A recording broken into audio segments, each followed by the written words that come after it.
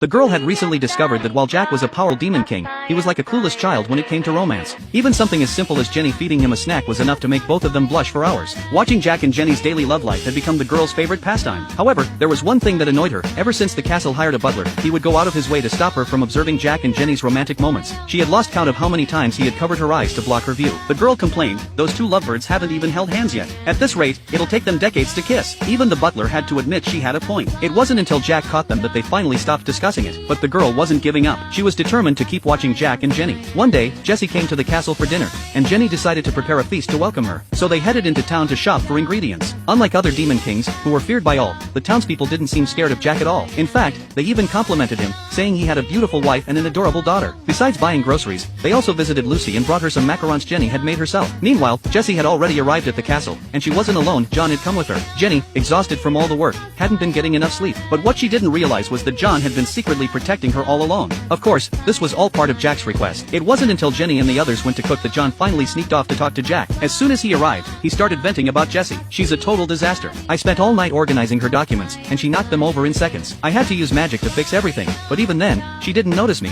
Every night, she messes something up, and I'm so exhausted I might just drop dead." To make matters worse, Jessie's cooking was just as bad as her work. Jenny remarked, "The muddy water I drank as a slave tasted better than her soup." Worried about Jack's health, Jenny decided to take over the cooking herself. And so, before long, they all sat down for dinner at the Demon King's castle.